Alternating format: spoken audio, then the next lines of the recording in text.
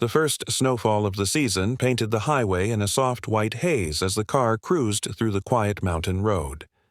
I sat in the passenger seat, watching frost crawl along the window pane, stealing glances at Damien as he gripped the steering wheel with casual confidence.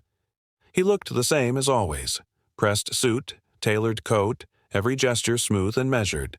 But there was something different in the air, something unspoken since the moment we left the city. I'd been working as his assistant for 3 years. Damien was brilliant, respected, and intimidating in a way that made people either worship or fear him. I always stayed in between, professional, invisible, efficient. He never noticed me beyond the sharp reports and flawless calendar management, or at least that's what I believed. But over the past few weeks his glances lingered longer, his tone softened, and now this. A last-minute business trip to a remote retreat, and just the two of us. "Thanks for coming on short notice," Damien said, breaking the silence. "I know it's not exactly in your job description." I nodded, unsure of how to respond. "I go where you need me." He smirked, eyes still on the road. "That's what I like about you." We arrived at the lodge just after dusk. The mountains loomed behind the wooden structure like silent guards, and snow blanketed everything in a muffled calm. The receptionist, flustered and apologetic, informed us of a booking error. Only one suite remained. Damien looked at me, a flicker of amusement in his expression. "You okay, sharing?" I hesitated, then nodded. "Of course." The suite was warm, luxurious, and intimate in a way that made the silence between us louder. 2 separate beds, thankfully, but everything else was shared. Fireplace, couch, wine already chilling on the side table. As I unpacked my bag, Damien poured 2 glasses. "To a productive weekend," he said, handing me one. We clinked glasses. His fingers brushed mine, a split second too long. Dinner was a quiet affair, filled with small talk that stayed just above the surface. He asked about my family, something he'd never done before. I asked about his time before the company. He answered carefully, like someone who had rehearsed every truth. Still, his eyes betrayed a flicker of vulnerability. Back in the suite, I found him standing by the window, watching the snowfall. "There's something I've been meaning to ask you," he said without turning around. "But let's talk. After dinner tomorrow." I opened my mouth to respond, but he was already walking toward the bedroom, shoulders relaxed but unreadable. I stood there for a moment, heart thudding with confusion. Whatever he was planning to say, I had a feeling it would change everything, and somehow I already knew it wasn't going to be simple. The next day unfolded in a blur of polite meetings and networking games hosted by executives who thrived on small talk and strategic laughter. Damien, of course, navigated it all with flawless charm. I followed his lead, quiet and dutiful, though my thoughts kept drifting back to his words from the night before. "There's something I've been meaning to ask you." They echoed with more weight than I was prepared to carry. By the time we returned to the suite, the sky had dimmed into a violet dusk.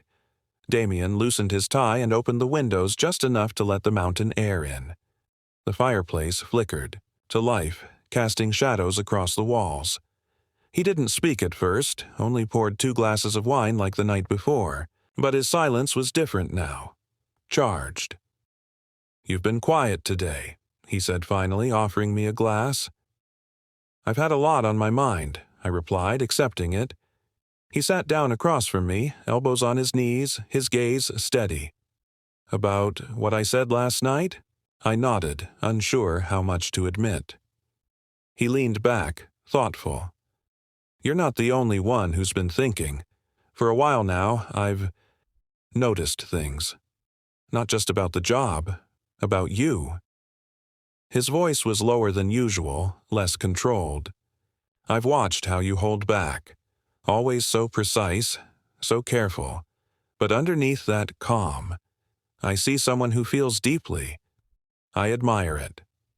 I felt the floor shift beneath me, though my body remained still. "Why are you telling me this?" Hitai didn't hesitate. "Because I'm tired of pretending, and I wanted to know if you've ever thought of me as more than just your boss." The words landed like a quiet explosion. My chest tightened. I'd imagined this moment in flashes over the years, fantasies locked in a corner I never dared to open. But now it was real, and I didn't know what to do with it. My voice faltered. "I don't know what to say." "You don't have to say anything," Damien replied gently. "I just needed you to know." He reached forward, slowly, giving me every chance to stop him. His fingers brushed mine, warm, cautious. Our eyes locked. There was no sound but the crackle of the fire. But something held me back. I pulled my hand away. Damien didn't flinch. "It's okay," he said softly, standing. "I crossed a line.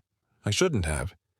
He disappeared into his room, the door clicking shut with polite finality. I remained by the fire, wine untouched, heart racing. 100 questions swirled, but one rose above them all. Was it vulnerability I'd just witnessed, or something else entirely? Something more calculated, more dangerous? The following morning, Damien was already dressed and seated by the window when I stepped into the living room. He looked composed, sipping coffee and scrolling through his phone, the previous night's vulnerability erased without a trace. His voice was crisp when he greeted me, as though the conversation had never happened. We moved through the day in a rhythm that felt disturbingly normal. Meetings, lunches, polite smiles, all executed with precise professionalism. But beneath that polished surface, something had shifted. Damien no longer met my eyes for longer than necessary, and I couldn't ignore the way he seemed to drift in and out of thought, as though calculating something behind the silence. Late that afternoon, I returned to the suite early, drained. From the charade, Damien was on the balcony, phone pressed to his ear.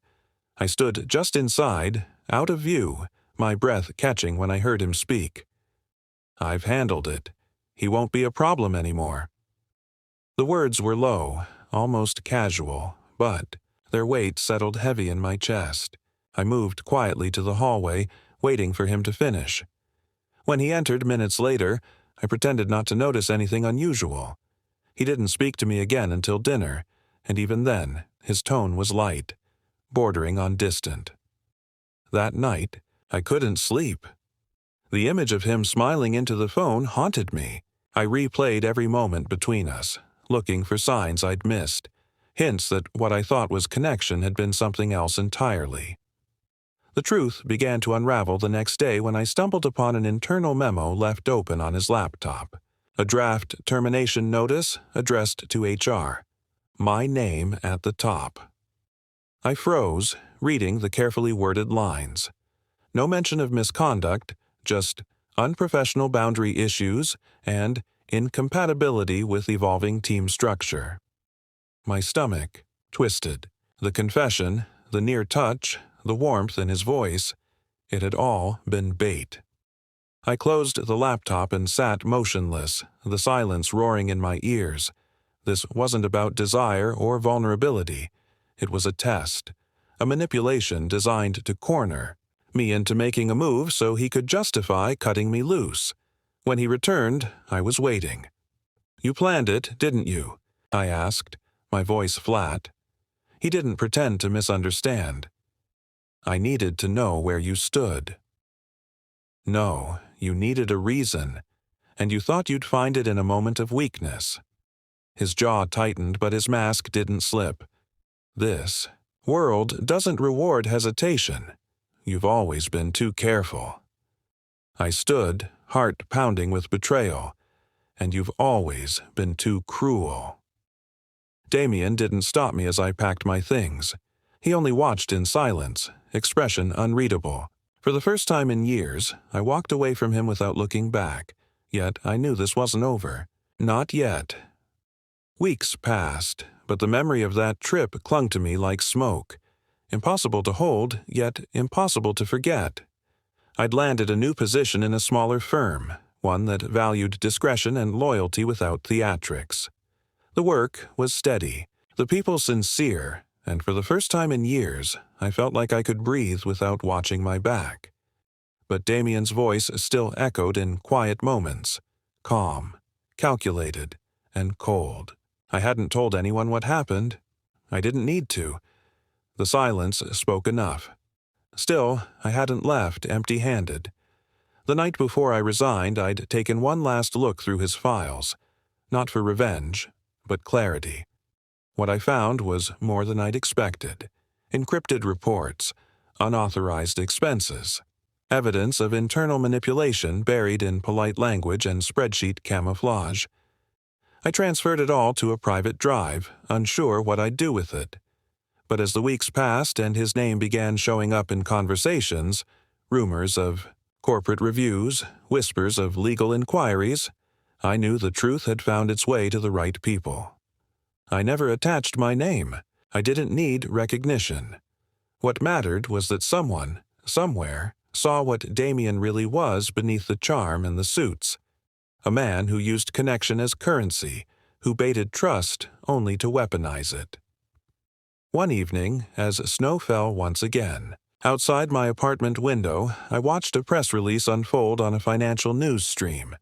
Damien's company had launched an internal ethics investigation. The words were dressed in corporate fluff, but I recognized the look in his eyes. During the brief footage, tight-jawed, strained.